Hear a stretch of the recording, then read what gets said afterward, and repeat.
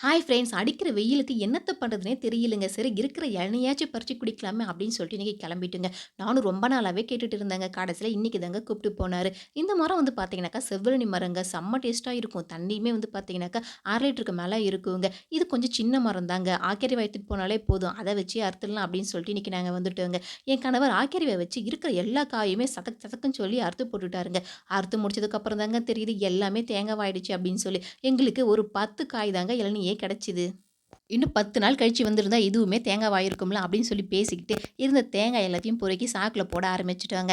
எங்களுக்கு இந்த மரத்துலருந்து ஒரு 2 சாக்கு போல தேங்காவுமே கிடைச்சது. தேங்காய்லாம் பொறுக்கி முடிச்சதும், வாங்க முதல்ல வந்த வேலைய போய் பார்க்கலாம் அப்படின்னு சொல்லி இளநீ வெட்டி குடிக்க ஆரம்பிச்சுட்டோங்க.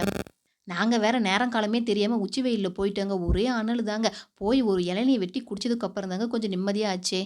என் கணவர் இளநீ வெட்டி தர நானும் எங்க மாமியாரும் குடிச்சிட்டு இருந்தோங்க. எனக்கு இந்த இளநிய விட அதில இருக்கக்கூடிய வழுக்க தாங்க ரொம்ப பிடிக்கும். அதுவும் அந்த இளம் வழுக்கையா இருந்துச்சுன்னு வச்சுக்கோங்களேன், செம்ம ஸ்வீட்டா, செம்ம சாஃப்ட்டா இருக்குங்க. உங்களுக்கு அது பிடிக்குமா? அப்படின்னு சொல்லிட்டு சொல்லுங்க. இந்த மரம் இல்லாம இன்னும் ஒரு 5 மரம் போல நம்மகிட்ட இருக்குங்க. ஆனா அது வந்து பார்த்தோம்னா, இத விட நல்ல ஹைட்டா இருக்குங்க. ஆள் மேல ஏறி தான் இருக்கிற மாதிரி இருக்கும். ஆளுமே யாருமே வரமாட்டேங்கிறாங்க. இந்த வருஷம் அதுக்கான தேவையுமே எங்களுக்கு வரலங்க. ஏன்னா அடிக்கிற வெயில்ல தேங்காய் எல்லாம் காஞ்சு போய் அதுவே தானா கீழ கொட்டிடுச்சுங்க. அந்த காய் கூட இந்த காயும் சேர்த்து நம்ம எண்ணெய் ஆடைல்லாம் அப்படின்னு சொல்லி தாங்க இப்ப நாங்க பிளான் பண்ணி வச்சிருக்கோம். எங்க வீட்டு தேவைக்காக தேங்கான்னு சொல்லி நாங்க வெளிய இருந்து வாங்கவே மாட்டோங்க. அதெல்லாம் எப்பவாச்சும் அத்திப்பூத்தார் போல் தாங்க நடக்கும். அதுவும் இப்ப தேங்காய் விக்கிற ரேட்டுக்கு சொல்லவா வேணும். எங்க மரத்துலேருந்து விழுற காயே நாங்க நல்ல காயா பார்த்து எடுத்து பதியம் போட்டு வச்சு, இப்போ ஒரு 5 தென்னங்கன்னு போல நட்டுமே வச்சிருக்கோங்க. அதெல்லாம் நல்லா வளர்ந்து காய்க்க ஆரம்பிச்சுருச்சுன்னா, எங்களுக்கு தேங்காய்க்கு கொறவே இருக்காதுங்க.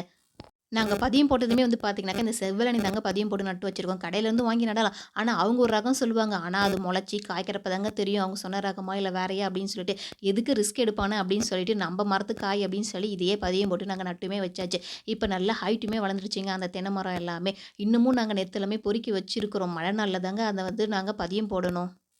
வயிறு முட்ட இளநிய குடிச்சிட்டு வழுக்கையுமே சாப்பிட்டுட்டு அங்கேயே உட்காந்துட்டேங்க.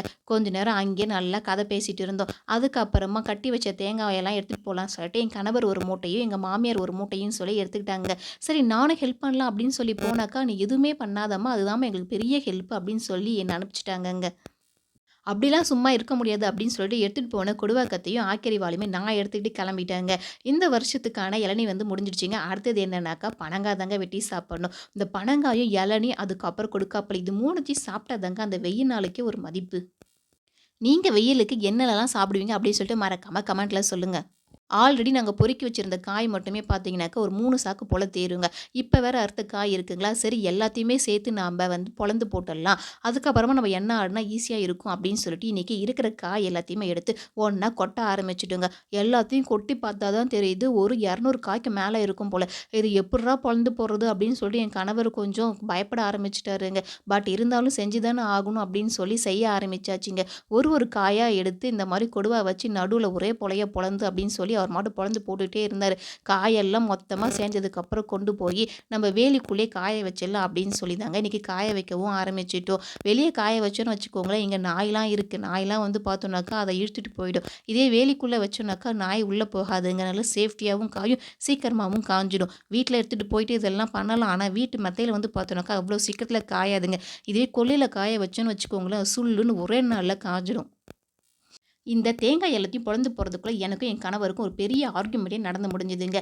இந்த எண்ணெய தடவுனா முடி நல்லா நீட்டா வளரும்னு அவரு சொல்ல, அப்புறம் ஏன் எனக்கு மட்டும் இன்னும் வளரலன்னு நான் கேட்க, இப்படியே ஆர்கியுமெண்ட் போச்சுங்க. நீங்க சொல்லுங்க முடி வளர்றது எண்ணெயில இருக்கா? இல்ல ஜீன்ல இருக்கா? அப்படின்னு சொல்லிட்டு. ஒரு வழியா எல்லா தேங்காயுமே நாங்க பொளந்து போட்டு காயுமே வச்சுட்டு கிளம்பிட்டோங்க.